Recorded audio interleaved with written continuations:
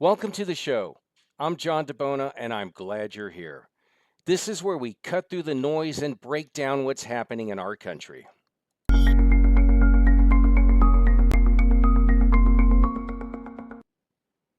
Project 2025 would dismantle several critical agencies, crippling education and even national defense. This isn't just about policy, it's about taking away programs, firing teachers, and shackling the next generation with crushing debt. We don't have to embellish how radical Project 2025 is. It's right there in the text. We're going to walk you through this step by step because to defeat Project 2025, we must actively resist it. At the end of this video, we're going to give you specific steps to do just that. But first, go to your favorite social media platform, check for Turn Left PAC, and subscribe. Check out our Resist Project 2025 Reel series. This one perfectly captures tonight's topics. Project 2025 will end student loan forgiveness programs and push millions back into debt. We must resist Project 2025. On pages 322 and 340, Project 2025 demands the end of student loan forgiveness programs, including public service loan forgiveness and borrower's defense to repayment. Project 2025 is about forcing millions of Americans back into crippling debt. By ending student loan forgiveness, it punishes those who dedicated their careers to public service and those whose schools misled them. This isn't about responsibility. It's about keeping people trapped under financial burdens. Project 2025 isn't just an attack on student loan relief, it's an attack on the future of millions of Americans. Joining me today is Randy Resendez, a retired administrator, to walk us through the devastating effects of Project 2025 on education and the future of our children. Randy, welcome to the show. Hello, John. How you doing? Doing great. Hey, I have to mention to the audience members that you're not just a retired administrator. We were high school classmates many moons ago. Yeah, I Yeah, think. we're not gonna say how many, but if anybody's watching there, you see that? Well, let's dive in, shall we? Sure. Project 2025's blueprint isn't just abstract. It's about real cuts to education that would eliminate vital programs, fire teachers, and put our kids' futures at risk. This isn't some distant policy. This is coming for your child's classrooms. So, what type or what kind of programs specifically would be eliminated under these cuts with Project 2025? Uh, the limited amount that I know, but it affects me as an educator at heart and as a parent, are after-school programs, extracurricular type thing, and I don't mean sports because sports is partly the last thing to ever get cut, but just those types of things that parents need and want for their kids in addition to a regular traditional classroom setting. After school programs, these offer essential academic and social support to students, particularly in underfunded districts. Right. You're right, and cuts would disproportionately harm lower income families who rely on these services. Um, Exactly. Tell us about what you're involved in now. Are you involved in any projects since you retired? Actually, yes. Through the last several years, I see trends, I see how things are changing in education. And a lot of what parents are wanting and needing, and students as well, is a different type of learning. Uh, the traditional ways that you and I grew up with, where we're all lined up row by row, and you don't talk unless the teacher calls on you. Those days have been gone for a long time, and there's a lot of movement in the classrooms, a lot of student-led interaction, and so what we my family and I and some others, we had created a company called Infinito Solutions. We're educators, investors, and when I say investors, I don't mean just in properties or anything, but investing in the future, investing in kids, investing in society. And entrepreneurs, that just kind of follows along. So we try to find different ways to channel what is needed in education, particularly, and go from there. So through that, under the umbrella of that, we've created Cooking with Steam, and it's a classroom environment that can be at home or at school, and the premise is around food. It's not so much a cooking class. It's just food brings everybody together in the world. At the end of the day, everybody, no matter where you are, you could be a king of a country, you can be the worker in a field, you're looking for a meal. And so, with the premise of food and how it ties us all together, it brings everybody into the same thought process that, hey, we have the same needs. We're not that different, independent of where we grow up or where we're living. And through using food, we start bringing in science, technology, engineering, arts, and math into the lessons, and having the kids interact. They can actually cook depending on their grade and their age, or we can have some mock supplies for the younger grades until they're old enough to do some of the things. So it can start as young as 4 years old all the way through high school if wanted or needed. Very nice. And food insecurity is real, especially in Yes, school. Um, and after school programs that are likely to be cut offer essential academic and social support to students, that's right. particularly in the poor districts. And basic resources in underfunded schools, teachers are already struggling to provide basic materials. And further cuts mean fewer books, fewer meals, outdated technology, and a lack of essential learning tools. That is Um, correct. how many, Unfortunately. indeed, right? How many teachers are at risk of losing their jobs? And what would this mean for classrooms if this agenda goes through? um, I don't know numbers. Obviously I follow politics. I don't know the true numbers or anything like that, but what I do know is there's already a shortage of teachers. So anything that takes away from what they do in the classroom and at home, because teaching is not a 7 to 3 or 8 to 5 or 9 to 5 job. I mean, teachers are grading and coming up with lessons and all that on nights and weekends, holidays, summers. So anything that takes away from that and puts more onto understaffed environments is going to be devastating, even more than it is now. I mean, teachers are stressed, parents can feel the stress, and so any cuts that would impact education and the learning of students would be terrible. I mean, unless it's in the positive way. So going back to what you were saying about food insecurity and the social needs and all that, I've been in education for over 25 years, and up until the last four, I had always spent my time in Title One districts and campuses.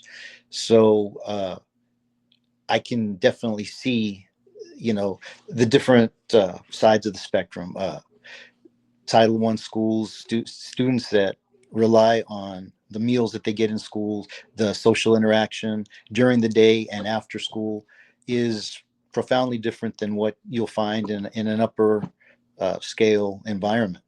Uh, you know, it is totally different in a lower income. They might not get food once they leave school. We had kids that would stress about the weekends, and because they didn't know where they were going to go for food, so they would pack meals for them, snacks for them to take with them on Fridays, and hopefully that would sustain them in some way until they came back on Mondays. If you go to an upper echelon school, uh, it's totally different. If they stay for an after school program, it's because their parents are uh, working a job or running a business. So it's totally different reasons for having these programs. But either way, any cuts to those would be very impactful and devastating. Yes, Project 2025 specifically goes after Title I, which would create a wider or widening of the gap between the haves and the have-nots, and this would essentially affect our poorest communities. And leaving many kids left behind. Tens of thousands of teachers will be at risk. This defunding will lead to mass layoffs, putting already overstressed teachers in even more challenging situations, like you'd mentioned. We're looking at overcrowded classrooms, fewer Yeah. teachers, loss of specialized instruction. Yeah. Oh, it seems devastating. Yeah, well, it is. And as it is already, I mean, I've seen teachers have to leave the classroom for a few minutes because they just, they're at their breaking point. These students, a lot of them come to school with a lot of baggage, a lot of, things that they bring into the classroom. And the teacher has to try to untie those knots uh, and figure out how to best serve them emotionally before they can even think about educationally. So this is on a daily basis, in addition to whatever that's going on in the teachers' lives. The teachers have families too, and whatever's going on with their children, with their spouses, with their parents, with whoever, they have to try to figure those things out and then come to school and then figure out the students' situations, well-beings before they even begin to try to teach. And so the more stress you put on them, in addition to what they have now, it's just, it seems like an impossible task. Gosh, Randy, thank you so much for your service in the classroom, um, and to our kids. These cuts to education would devastate our schools. Um, Teachers, students, and parents will all feel the impact.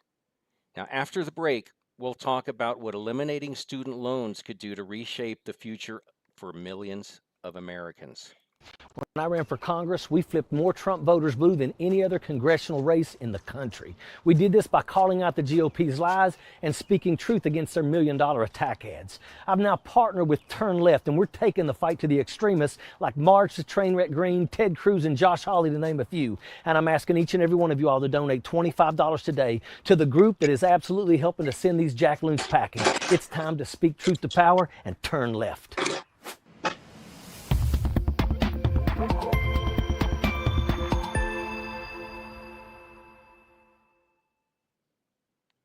Well, as a parent of school age children, we both know how important access is to education and what that means for shaping their future. What we're going to talk about next is about eliminating student loans and what that would do for the next generation of students. Um, Randy, what impact would eliminating student loans have on future generations, including your own children? Um, well, for me, I mean, I have three sons. We have three sons, my wife and I. One's in law school, one's a senior in college, and the other one's a freshman. That's going to a private school. I'm sorry, this year, and student loans and student tuition. I mean, it's it's a very uh, big deal in our family specifically. So, and we're not alone by any means. I mean, you have children yourself. Everybody pretty much who we know and grew up with, they have children, grandchildren, and so I shouldn't have said that part. But eliminating student loans would be huge.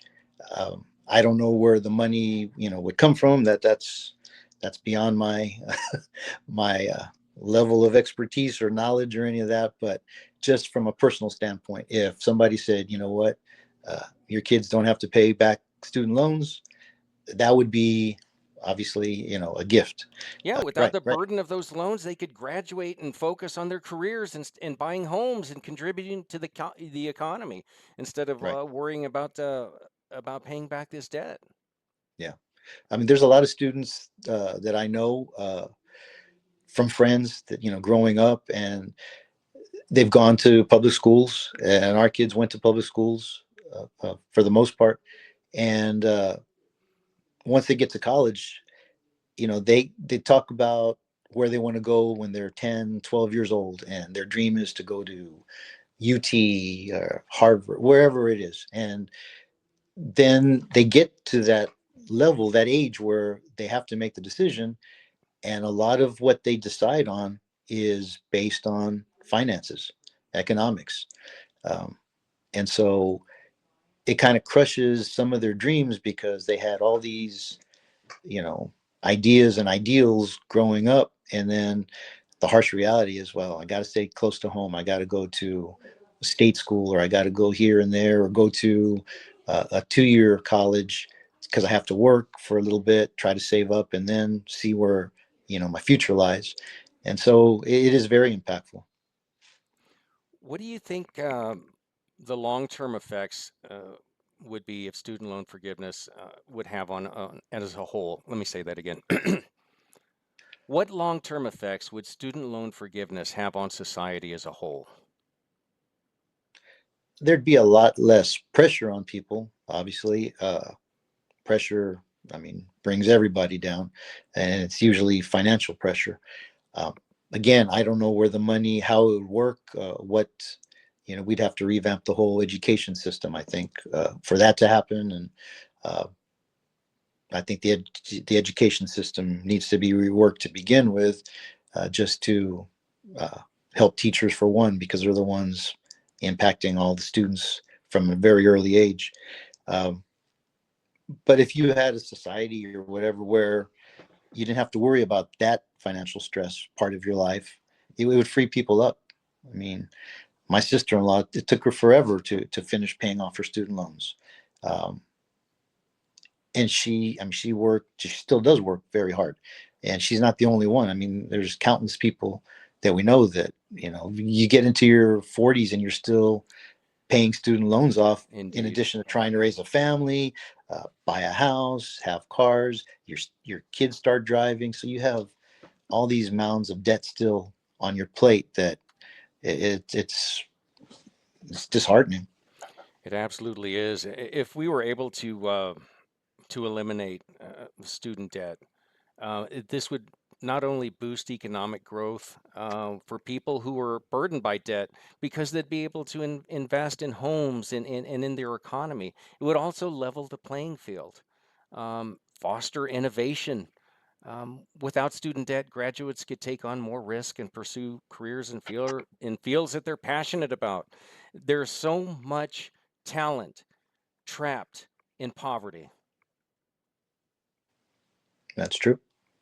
So, all right, let me go in We here. see, Go ahead. oh, we just see it all the time. I mean, uh, there's stories all over the place where a gifted athlete or singer or actor, they have to put their extracurricular dreams on hold because instead of participating after school, they have to go to work to help their families. They have to babysit younger siblings while the parents are working 2, 3, 4 jobs, whatever the case may be. So, yeah, without those types of burdens and debts, and a lot of times those parents are having those 2, 3, or 4 jobs to pay back loans from the past. Well, eliminating student loans isn't just about easing financial burdens, it's about reshaping the future of our society. And after the break, we're going to zoom out and look at the broader picture of what Project 2025 would mean for America. Today, we have an amazing show for you. Join myself, special guests, and celebrities. What's going on, Ice-T? Andrew Yang. Somebody else was hopping on Oh, hold on. What's going on, Battle? as we roast GQP Jackaloon. He may not be a real businessman, but he is one hell of a con artist. That's what it is. That's what they got indicted for. Treason and sedition. And address the headlines of the day. They must be held accountable. Live streaming every night. I got more time in a friggin' quarter in a friggin' combat zone than you've probably got in the military. This is Ojeda Live. Well, now that we've talked about education and student loans, let's pull back and talk about the bigger picture of Project 2025. What does this radical plan mean for the future of America? Randy, How does Project 2025 as a whole threaten the future of American society? Um, Again, I don't know very much about it. Um, Anytime there's change, it's scary. Delving into the unknown. Uh, but I think in order for us to get better as a society and to reach the goals that individuals that I talk to, whatever side they're on, have as far as what the future could be, is we have to come together. Uh, and it's about working for the greater good of everyone, not just because of this side or that side. So I have not read Project 25, to be honest with you. 922 pages is, is a daunting task, and something that I just haven't had the opportunity to do. But the little bits and pieces that I know, it's further separating the sides. It's pushing people further away from each other instead of bringing us together, and that's not going to fix things, regardless of what an individual is envisioning. Um, we need to just come to a realization that we need to work together.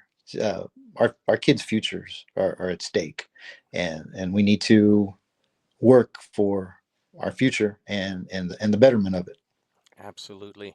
Um, we're here to break through the chaos and to educate folks. And thank you so much for coming on here and sharing your expertise. Dismantling essential agencies. Project 2025 would destroy vital agencies like the Department of Education, the EPA, and Homeland Security. Replacing experts with political appointees, replacing qualified professionals with Trump loyalists would lead to inefficiency, corruption, and chaos in critical sectors of government. Um, Undermining democracy, Project 2025 is about consolidating power in the hands of a few, erasing the checks and balances that protect the American public from authoritarian rule. Randy, thank you so much for taking this deep dive into education with us today. Anything It's you been want my to leave pleasure. us with? Um, well, just alluding to what you just said, a lot of what the complaint is with the government, and you just said having loyalists and people, a lot of people to run in charge. I see a lot of that in school districts, and that's the frustration that teachers, other administrators have, is that it's top heavy. School districts have become top heavy with so many assistant superintendents and deputy superintendents and executive directors and all these people that have titles, and you really don't know what they're doing, but you know that those salaries and uh, benefits and everything that they have could be used in the classrooms. And I think a lot of people have that frustration with government and with agencies in general. And if there were more people, willing to get their hands dirty and get in there and actually address the problem and fix the problem, uh, it would hopefully solve the problems wherever they're at, whether it's government agencies. I don't think dismantling or ridding, uh, the Department of Education, in particular would not obviously fix anything, but sure, there's always room for improvement. There's always ways to get better. Just like in sports, you think you're having a great season and one game can derail you, and you don't just scratch the season. You come back, regroup, look at what's working, focus on that, look at what's not working, focus on that, and try to make your weakness a strength. And so, simple things like that, we have to uh, put them into reality at every level. Indeed. Um, Thanks for joining us tonight. We said at the beginning that to defeat Project 2025, we must actively resist it. And here's how you can take action right now. Visit turnleftpac.org Sign up for our emails and request a boilerplate letter to send to your representatives in Congress. Tell them you will not vote for anyone who doesn't protect critical departments like the Department of Education, Justice, Homeland Security, and the EPA. Project 2025's plan to dismantle the administrative state isn't just about firing teachers or cutting programs. It's about dismantling America itself. This isn't conservatism, it's authoritarianism, and we must resist it. We must do it now. Share this video, tag someone who needs to hear the truth, like and subscribe, and stay tuned next for Ojeda Live.